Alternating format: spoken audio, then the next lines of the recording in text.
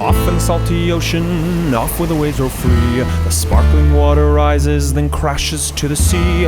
Out amongst the breakers, you'll have no need to fear. It's true, it's the blue frontier.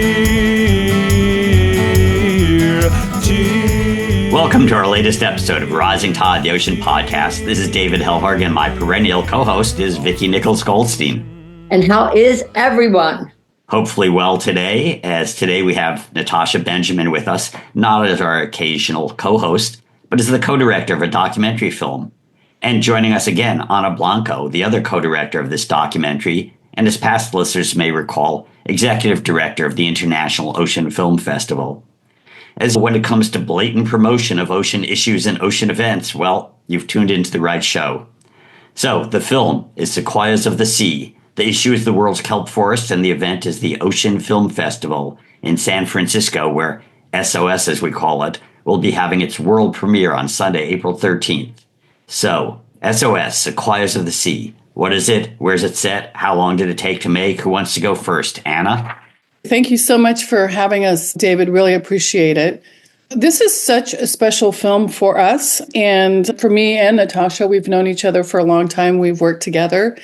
And there's a lot of things I like about this film. But the story I like to tell is how this film got started.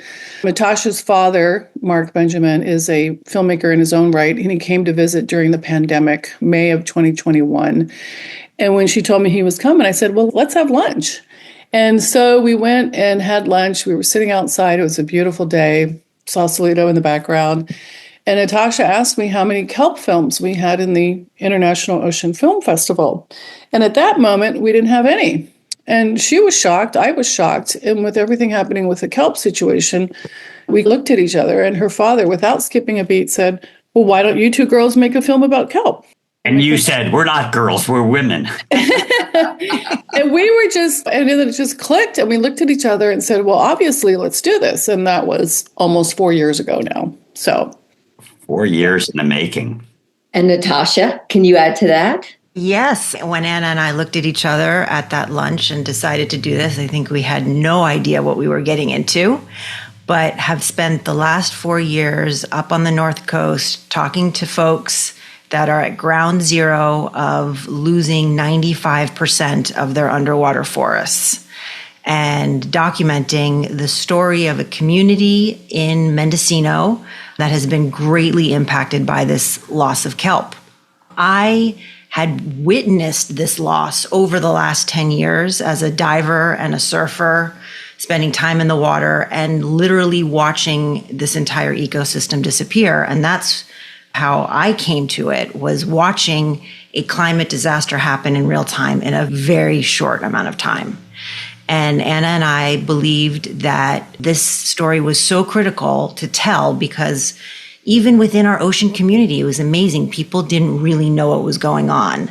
And the scientists and the folks up on the Mendocino and Sonoma coast were shocked when they would look out and they would see that kelp forest canopy at the surface every day in the summer. It was just part of the fabric of our North Coast, and it was gone. And so we decided to start filming and tell the story. We had this perfect storm of events that happened. For those that don't know the kelp story, I'll do a quick recap, which is in 2013-14, there was what the scientists called a warm water blob, where temperatures increased drastically along the north coast of California and into Oregon, Washington. And that warm water triggered a number of different things. One, it killed off the kelp. Kelp needs cold water. It also triggered a disease that killed off all the sunflower sea stars. And when those sunflower sea stars and all the sea stars disappeared, the purple sea urchin, the little spiky sea urchins, exploded. And now there is a desert of purple sea urchins where this kelp forest once lived. And there's no more kelp. And without a predator for the sea urchins, without these sea stars, these large sea stars, the sea urchin population has taken over. How does that fit into with the loss of otters in that area? Because that always has been the kelp, the otters, and now we've got the wasting disease of the sea stars. How does that fit in, and what are people thinking about in that regard? Great question. We always had sea otters on our coast, and 150 years ago, we hunted these sea otters to extinction. And there are now no more sea otters on the North Coast. Sea otters are a key part of the kelp forest ecosystem, and without them, the system is not in balance. And at this point, the U.S. Fish and Wildlife Service is looking to reintroduce sea otters to the coast. This is very controversial for a number of different reasons. Did you have any challenges with getting people to speak their mind and getting their perspectives during the filming of this pretty cool documentary? I don't think we had anybody who was reluctant to share their story. And I think what's so special about the film is that we have a lot of different people with different backgrounds, and everybody's willing to talk about the issue because everybody wants to see some kind of a solution, and everybody wants to help the kelp, as we keep saying, and everybody wants to bring the kelp back. So we have a chef, we have scientists, we have a commercial sea urchin diver, we have members of the tribe, we have nonprofit organizations. I don't recall anybody ever not wanting to talk about the story and to share their thoughts and share their impact more than anything that the loss of kelp has had on them. And then there's so many solutions that people are working on. And I think that's where the film has a lot of hope in terms of, let's talk about what we're doing and what we can still do to help bring the kelp back. And people in disasters, when you cover disasters, people respond. People want to tell their stories. And I think the difference here is when we have the wildfires on shore, everybody sees them.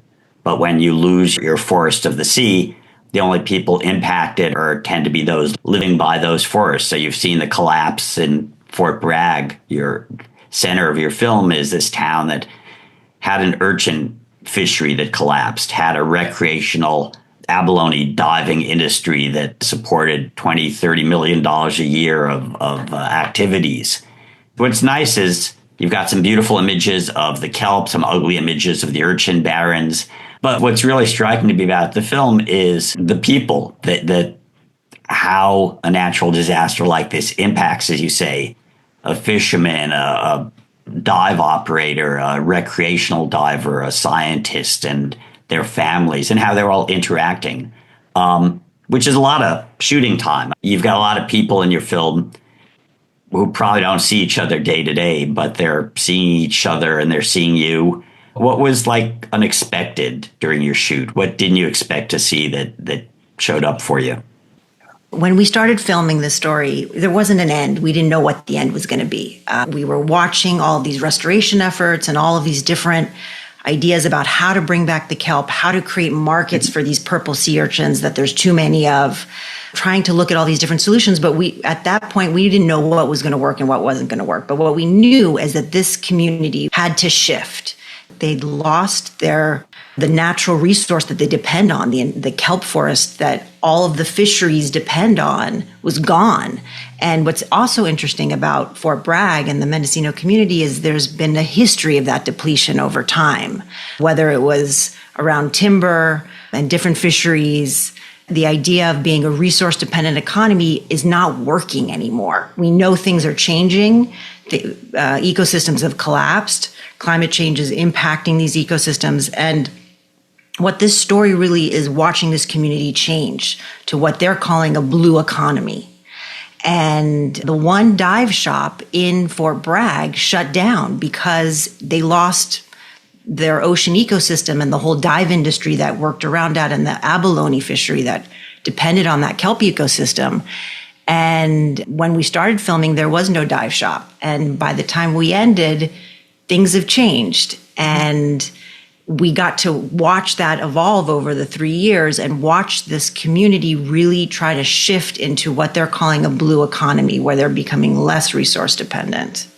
Because there are so many emotions that people are sharing in this film, what was your most memorable or emotional moment?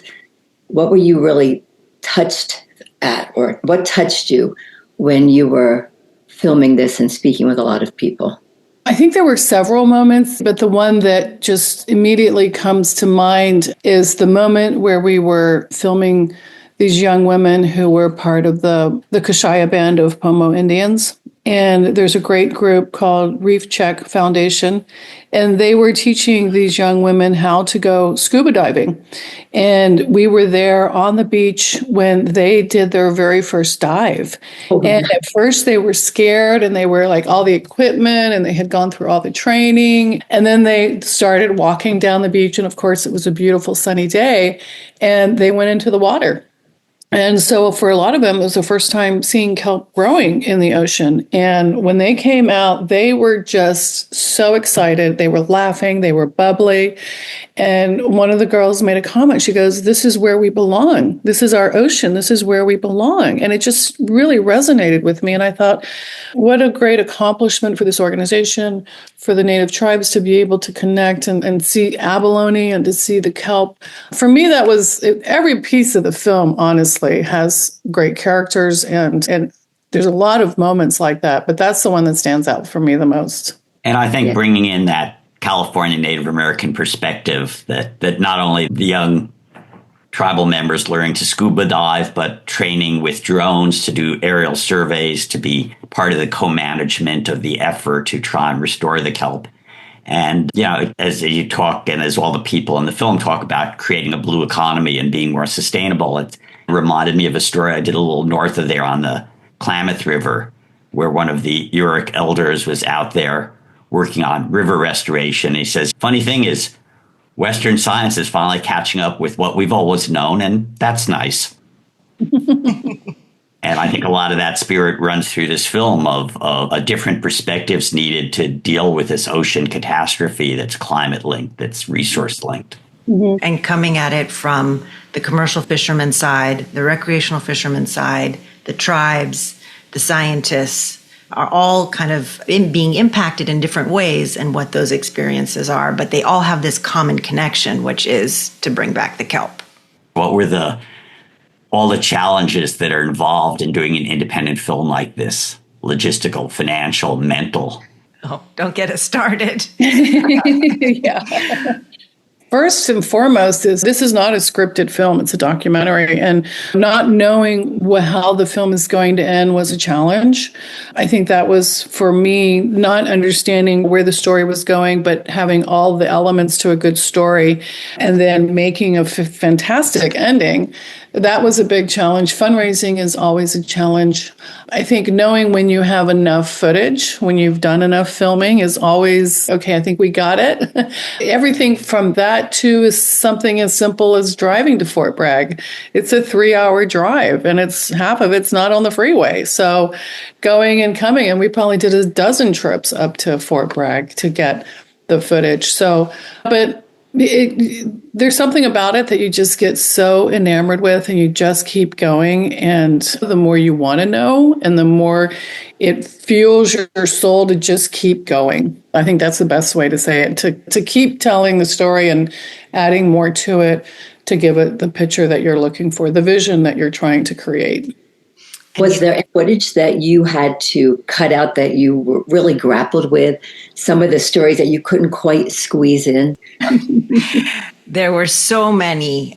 I have many lessons learned from this process, but one is don't film so much because there's so much more work when there's that many more hours of footage to go through, and we can't tell all of the stories. There were so many stories.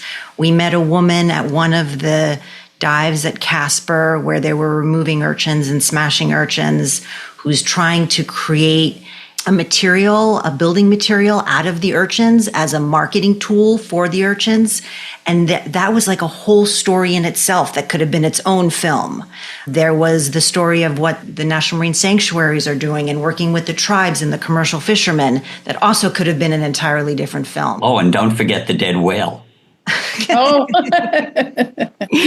Fort Bragg has so many stories. Anna and I even possibly started making another film while we were up there. There's so many stories. And that was probably the hardest thing, I think, for Anna and I, was to figure out how to tell the most compelling stories and having to cut so much of what we documented. So I'm hoping to use a lot of that footage that didn't make it into the film to create short pieces for social media, online content, So it's not gone. It will still live, but it didn't make it into the film. Do you love the salty characters and ocean champions we have on the rising tide? So do we, and we're dedicated to bringing inspiring stories and voices that make waves. But here's the catch. We need your support to keep the tide rolling. A tax-deductible donation at bluefront.org will help keep the rising tide on the air and online. If you're ready and able to amplify these salty voices for the sea, dive in with a donation, big or small. Visit bluefront.org and join the movement. And now, back to the show.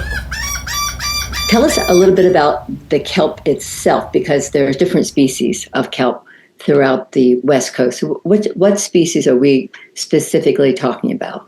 So the primary species on the North Coast is bull kelp versus giant kelp, which is what I think most people imagine when they think of kelp. That's the Monterey kelp. When you go to the Monterey Bay Aquarium, giant kelp in that big tank, that's the iconic species. Right around San Francisco, the species switch and you get primarily bull kelp, which is a long stalk with fronds on top of the surface of the water, not leaves continuously growing from the bottom to the surface. And that, when we talk about losing 95% of kelp, it's the bull kelp specifically from the San Francisco to the Oregon border.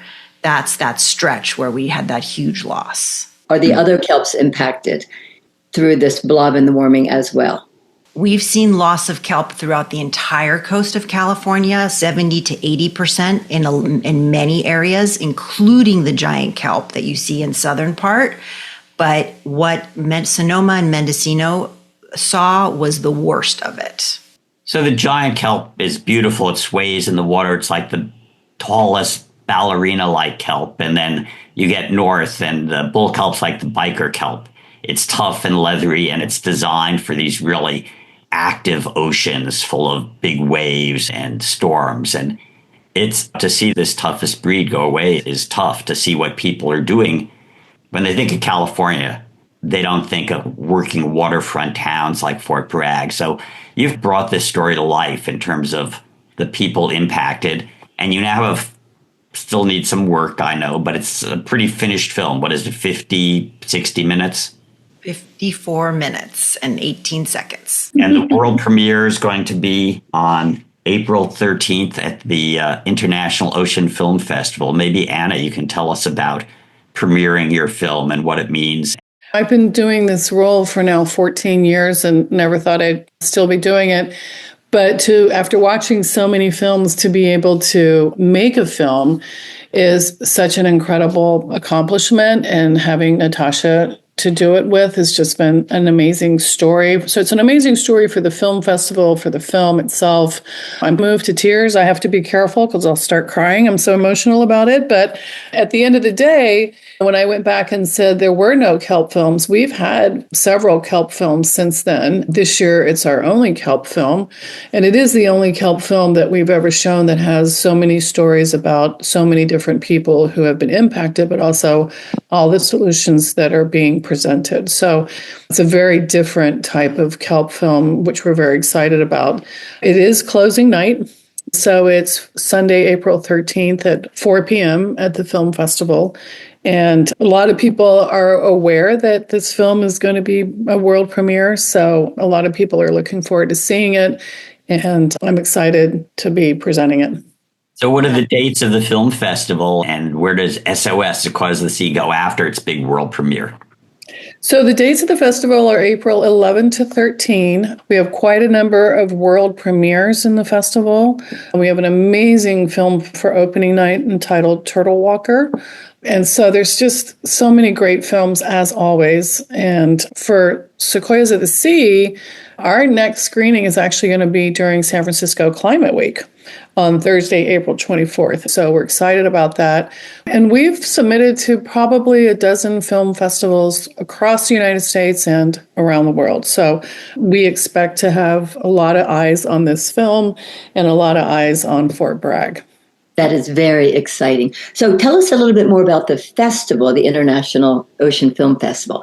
Are there social elements included? Are there cocktail parties? Are there opportunities for producers and directors and movie stars? The festival is celebrating its 22nd anniversary, and it's 3 days of film. We do have 4 panel discussions that are super exciting, super interesting. I can't give them away yet, but those take place on Saturday and Sunday. And we have some amazing speakers for that. You can't have a film festival without having parties. So we have an opening night party on Friday night after the opening night film. We have a party on Saturday night, which has now become our surf night party. And then we have our wrap party on Sunday, which closes down the festival, and it's open to anybody who's still standing, shall we say. But we do invite a lot of folks. The media is going to be there this year. Several outlets are going to be there. Opening night, like I said, has some interesting elements to it. We also have a musical production that is taking place on opening night, and it's called Climate Music. So they perform music, and there will be a climate story on the screen behind them. So that's exciting. And we do get producers and directors, and there's great networking opportunities. I think of the 33 films we've selected, at least half the filmmakers are coming. So we have a lot of filmmakers coming from outside the U.S. as well as local filmmakers. And I think that's what makes it so interesting and so exciting. It's definitely global, but we also have great local representation as well. What is your vision of how films and documentaries and the International Ocean Film Festival play in the role of advocacy and conservation? What kind of repercussions are you hoping to see after you show these films? A lot of people come to the film festival, obviously, to learn more about the ocean.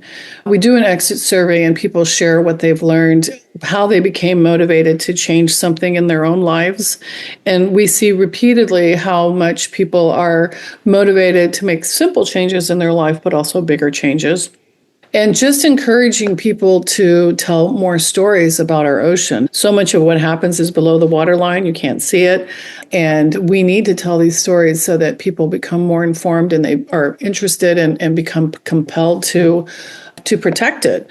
And now more than ever, I feel like our messaging, our films really need to be heard and seen. And we're expecting a much bigger audience this year.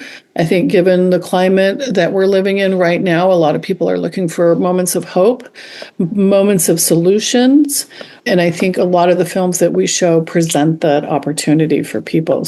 So there'll be this world premiere, Blue World premiere, on the 13th, and you'll take it to other film festivals. But this is a huge story. Kelp is the new coral. What's your plans? What's your thinking? Go with the film festival circuit and then try and get on TV? How will people listening to this be able to see the film? Most filmmakers, independent filmmakers, do the film festival circuit, so to speak, for about a year and a half. At the same time, they're looking for distribution, and that can come in many different ways at many different levels, something as high as Netflix to something as a small distributor who helps to get the film on stations like PBS. And at the same time, our plan is to have an impact campaign to show the film as many times as we can, as Natasha said earlier, using those shorter clips of something that perhaps didn't get into the film, but that can be used on social media, just really maximizing our exposure for the film to as many different audiences as possible. And there are a few films that do have incredibly successful impact campaigns, and learning from what they do. I think our goal is for as many people as possible to see the film, and really people who don't know anything about kelp, which is the majority of our population, and to take this very local story and put it in the framework of what's happening around the world. We're seeing kelp loss and ecosystem loss everywhere right now at an unprecedented rate. And this story is a little microcosm of what's happening all over the place. So we're hoping this film is a conversation starter around how our ecosystems are changing and how communities are shifting to adapt to that change. With your work in the kelp forest, have you seen this kind of decline in other parts of the world? We were fortunate enough to interview Sylvia Earle in the film, and she has a wonderful way of framing this in terms of the tremendous loss, but also the tremendous hope. We still have 50% of the kelp forest intact, And we have the technology and the solutions in hand. We know what needs to be done. We need to stop carbon emissions, and we have the tools to restore these forests. So there is hope, and that's what this film is really trying to do, is give us that hope. What I enjoy the most about the films that I've watched over the years is that I'll see a film about something that's happening in some part of the world, and I know that those folks are teaching us how to do it, and they can take that and replicate it in another part of the world. So yes, kelp is disappearing all around the world, but perhaps somebody can learn from what's happening in Fort Bragg and the solutions that they have to help bring back the kelp in their neighborhood, in their area. And I've seen it happen many times with other films, and I think this film is going to add to that possibility. Well, I've seen it, and it's phenomenal. No, you actually have done an amazing job just to see the heart and soul that you've put in, and going up there and going to the cold water and really documenting people's lives and impacts and the entire ecosystem. So it's a film that we're all looking forward to. I'm looking forward to seeing it on the big screen. So I hope I can make it out there for the festival this year. So thank you very much, Natasha Benjamin, Ana Blanco, for producing, making, creating this film, and for joining us on the Rising Tide Ocean podcast. Thank you. Thanks for having us. Thank you for joining us on the Rising Tide Ocean podcast. If you enjoyed this episode, don't forget to subscribe on Apple, Spotify, or wherever you listen, and leave us a review or share it with your friends and other ocean lovers. Follow us on Instagram and visit bluefront.org for more updates and additional resources. Rising Tide is a production of Blue Frontier, co-hosted by David Helvarg and me, Vicki Nichols Goldstein of the Inland Ocean Coalition, with production support from Holden Hardcastle of Fluid Studios, Natasha Benjamin, Kelly Bates, and Nick Paz, and editing services provided by Charles Landon of Studio Cape May. Thanks for listening, and until next time, stay hopeful and stay salty. Off in the salty ocean, off where the waves roll free. The sparkling water rises, then crashes to the sea. Out amongst the breakers, you'll have no need to fear. It's true, it's the blue frontier.